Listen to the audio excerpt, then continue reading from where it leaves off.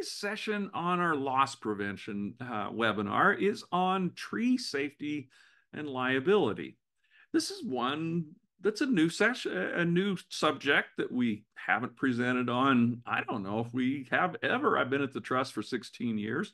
And, there are reasons behind that. Do we have losses around trees? Yes.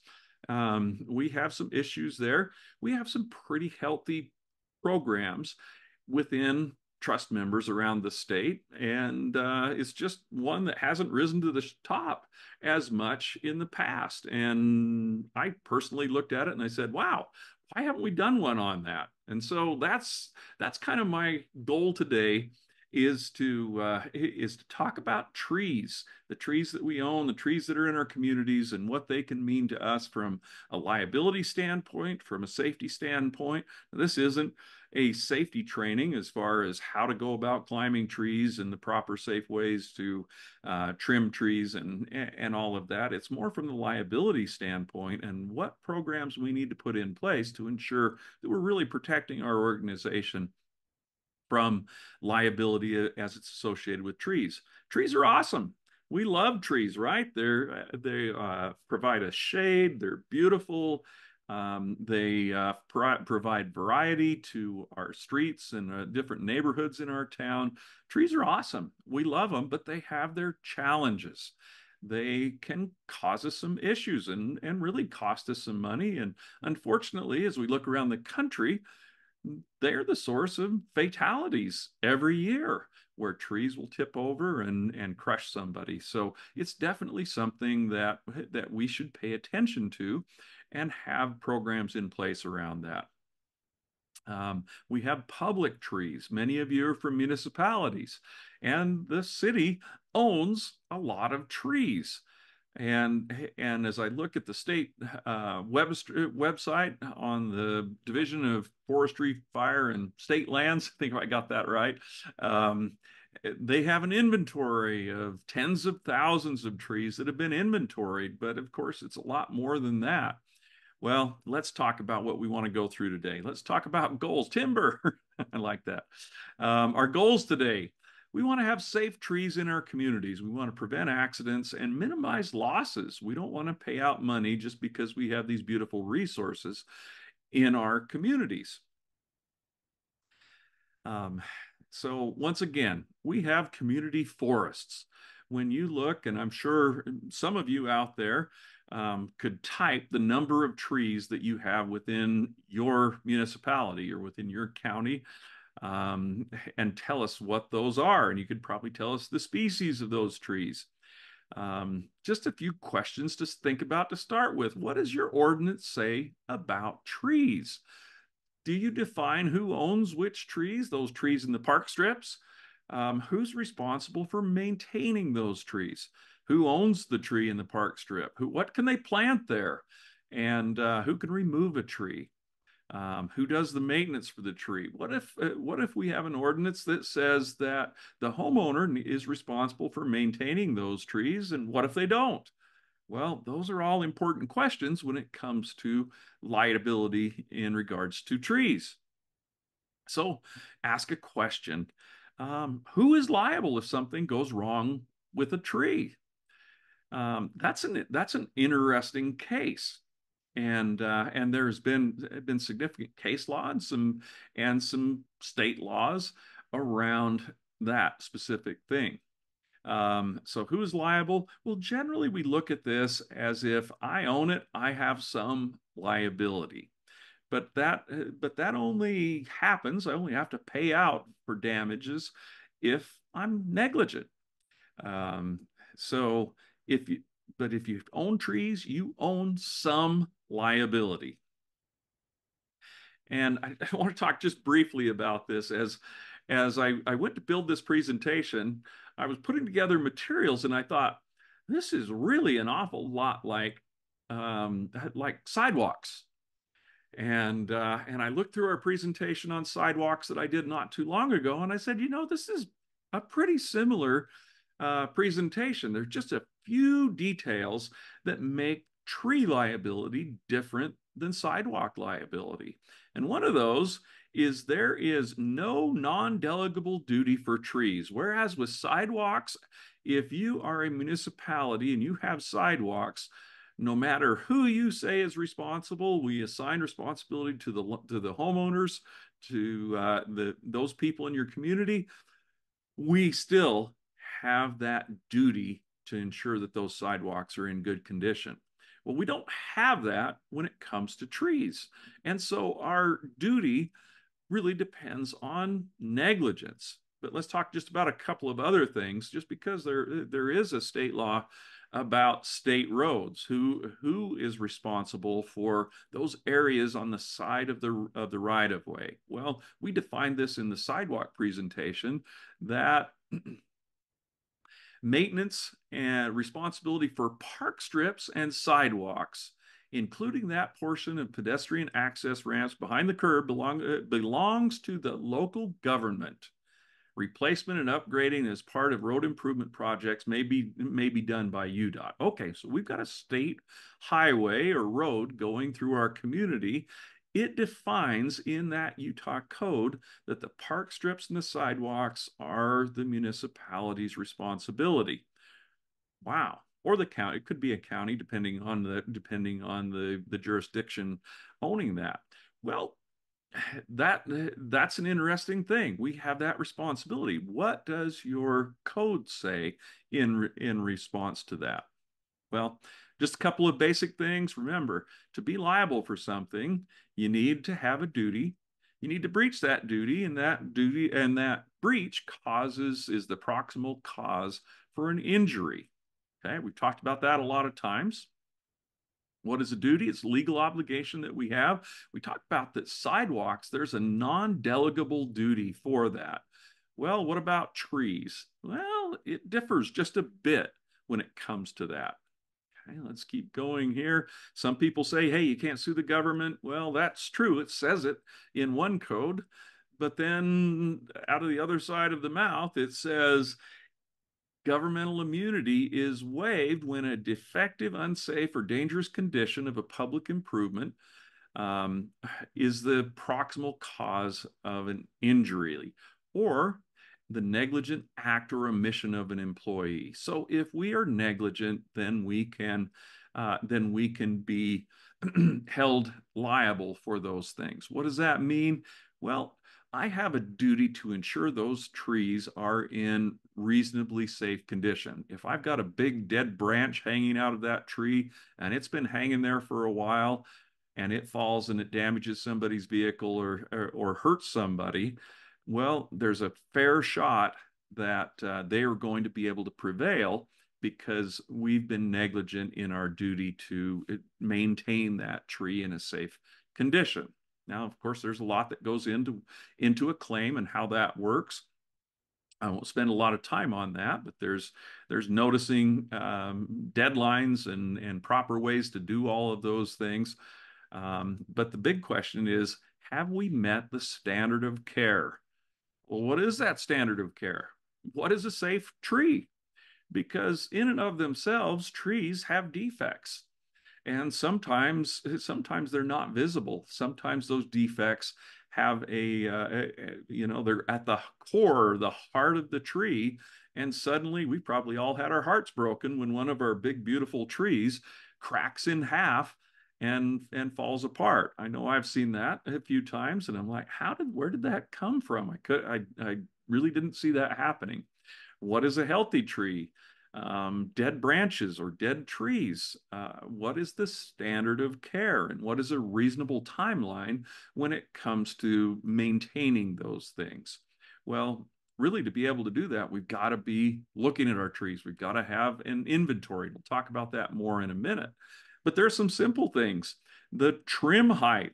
If I have trees that are over a sidewalk or a pathway where people are walking, well, they need to be trimmed up to at least 7 feet high. If they're above a public right-of-way, a street, it needs to be, whoops, I got an extra, that should have been feet, not 13 inches. I'll fix that. That is 13 feet above rights of way. There are other things out there. There's some standards, the ANSI A300 tree care standards. That's one that can help us out. And I'm sure there may be folks on here who can also help us with additional standards if I missed one that is more important than these two. ANSI generally drives what we do. The other one is ANSI, the Z133 safety requirements for arboreal ops. Say that word 3 times really fast. It's basically tree maintenance operations, the safety requirements around there. OSHA has some requirements as well, not specifically to that, but they have standards that will cover lots of different parts of what we do out there, from fall protection to personal protective equipment, to electrical safety, et cetera, et cetera. Okay. So let's talk tree liability for just a minute. Um, who is responsible for your tree? Think about your own yard. If your tree falls over, windstorm comes in and your tree tips over onto the neighbor's fence, is that your responsibility?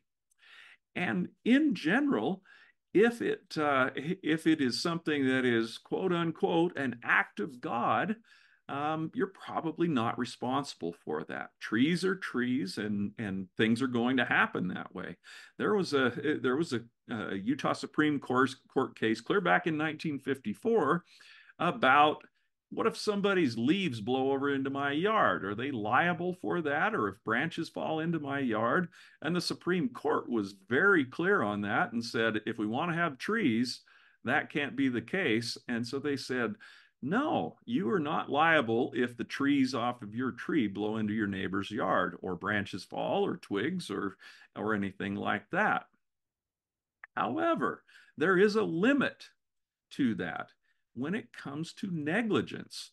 If I intentionally cut down my neighbor's tree or damage my neighbor's tree, or do something that could harm it, I could be held liable up to 3 times the tree's value. That's a specific code in the state that said 3 times the tree's value. What does a tree cost?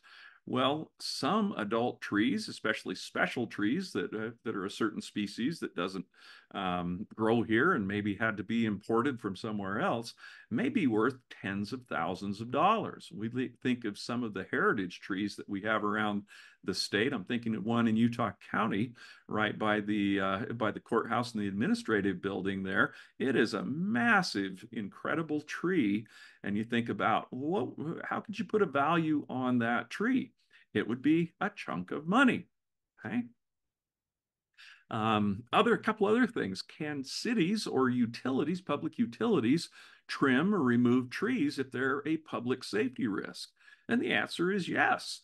That is something that you can do. Now, definitely on all of these things, before you go out and start cutting down trees, you want to talk to your legal counsel about this and make sure that you've gone through the proper steps prior to taking those types of actions.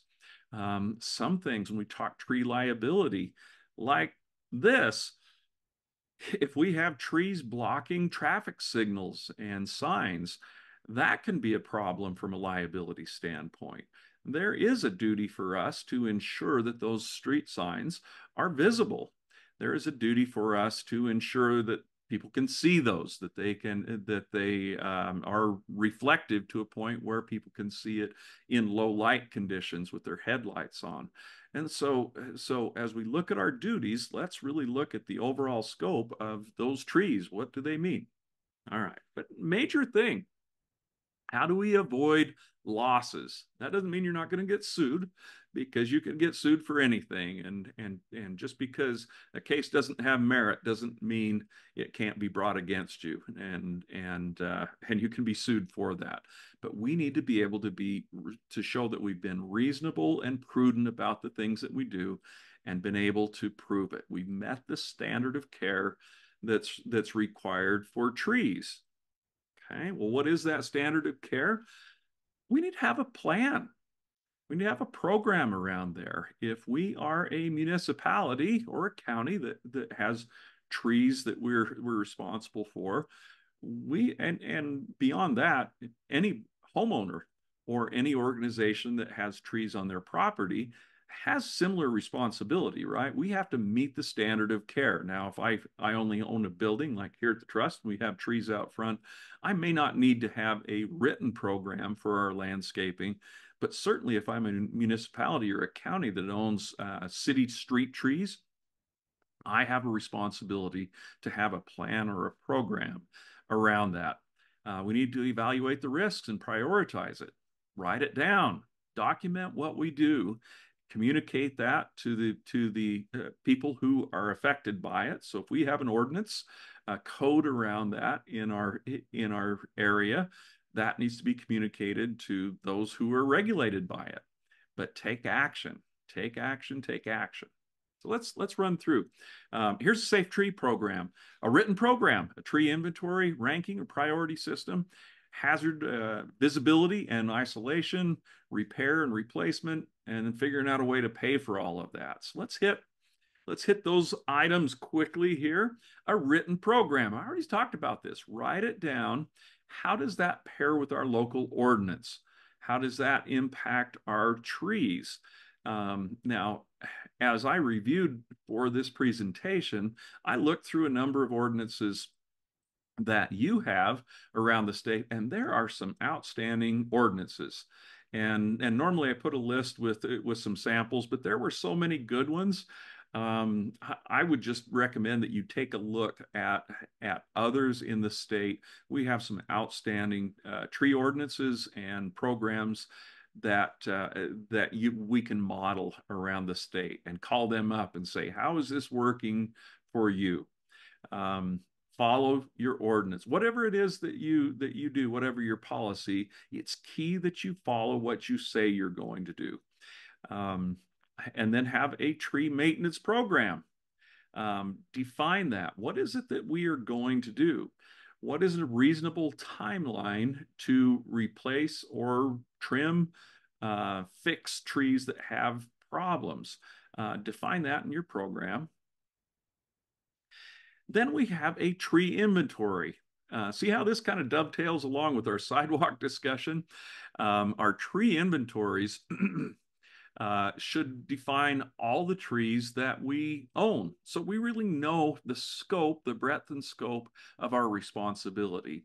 If that's all of those park strip trees in our city, well, they should all be inventoried. If it involves the parks and the trees in our park, or other locations, we should have those on a list and really have an idea of what's going on.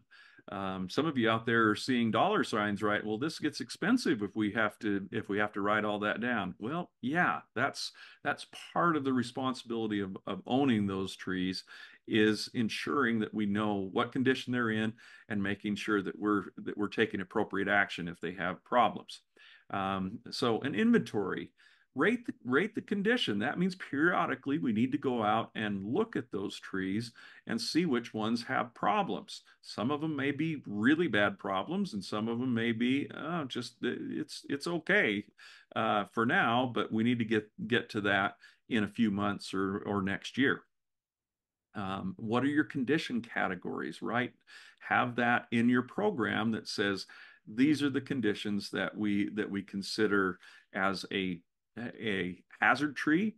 These are conditions that will bear immediate response, et cetera, et cetera. Things like dead branches, the angle that they're on, health. This tree is dying or dead. Position, where is it placed in front of traffic signs, or something that could cause a problem that way, or it impedes travel, both from vehicles or walking. And then we want to prioritize. What do we prioritize those? What are we going to spend our money on to go out and do work on making those trees safe? And just remember, address those extreme and high priority cases now. Let's look for those. There's a tree and it's tipped over and it's ready to go down, or it's dead.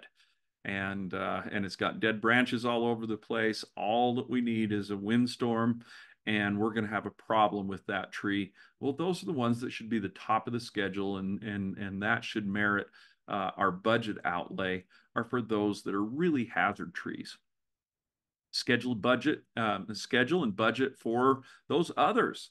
If there are some others out there that, hey, there's some issues there, but they're not high priority. Well, let's put them on a schedule. When will we get to that, and how much budget is it going to take for that? Um, if it can't be fixed immediately, sometimes we need to isolate the hazard. That may mean this tree is a problem, but we physically can't get there because of weather conditions, or there's something going on that we can't access that. Let's look for ways that we can keep people away from that. Or maybe there's a problem situation where kids are climbing a tree that's unsafe. Is there a way that we can prevent them from accessing the area? That should be in our plan as well. So when we look at our maintenance and repair and replacement of our trees, ask ourselves honestly, can it be repaired? What must be replaced? That should be in our program as well. Um, and and who's going to do the work, and how do we pay for it? We'll talk about that in just a minute. Other considerations on trees. Trees cause other problems besides just branches falling and tipping over. They cause problems with our sidewalks. And so as you develop that program, considerations of what trees are okay to plant within your boundaries should be a part of that. Think about things like sidewalks, but beyond sidewalks, there's other things that we don't see. Sewer systems can be greatly impacted by the type of trees that we plant. So things like willows that have a root system that just loves to find a sewer system and plug it up. Those are the type of trees that should not be planted in the area around the sewer systems. Um, okay. And paying for it all. We need to have a reasonable timeline to address these issues to be able to defend if something bad happens. So remember, we've got to be reasonable and prudent.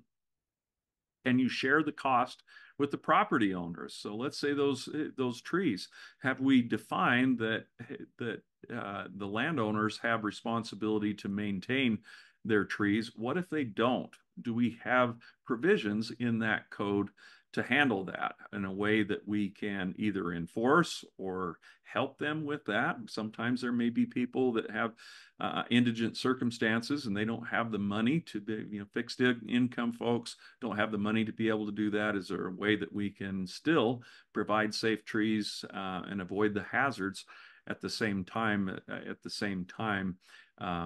Not putting undue burden on people in our community who just can't do it.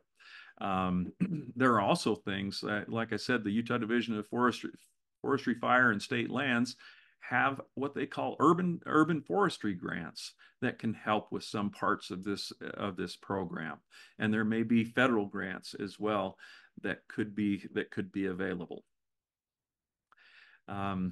Here's a key part of all of this: hire professionals to do your tree work. What does that mean? Am I telling you to go out and hire a contractor? No.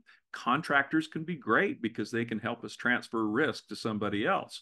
We ensure, like every other contractor, that they have um, insurance, right? That they list our organization as an additional insured, so we have an extra level of protection there. But I'm not saying that you have to go out and hire contractors. We have outstanding arborists and foresters in our communities that work for trust member agencies, and they can be great. But if we decide to go that way, we need to ensure that they're properly trained.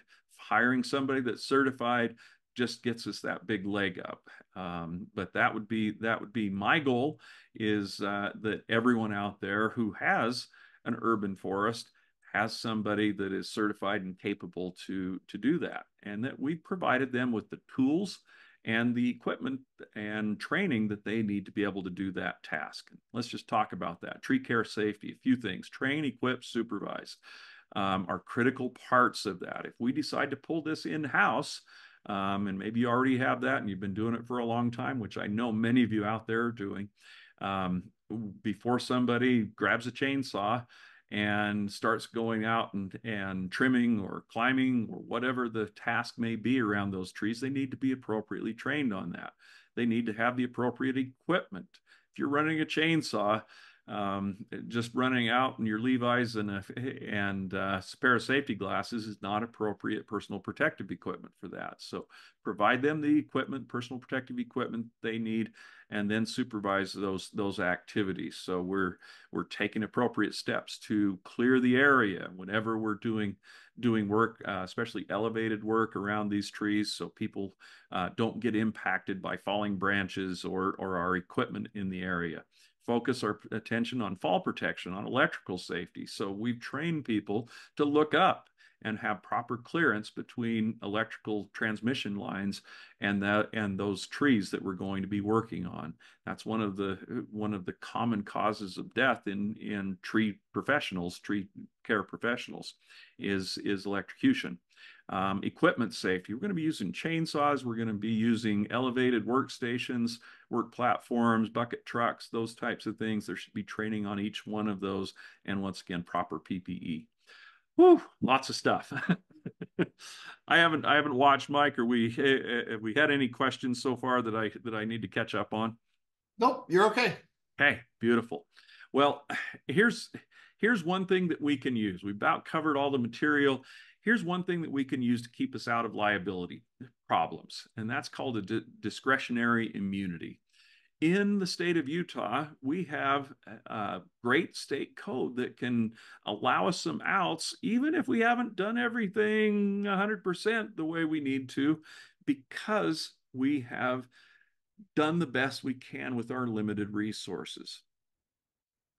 One thing that the legislature has realized is that there are limited resources that your organization has to do everything, and we can't do it all at once. But there needs to be discretion. There needs to be information shared and proper discretion used. So what does that mean? Well, here's a little bit.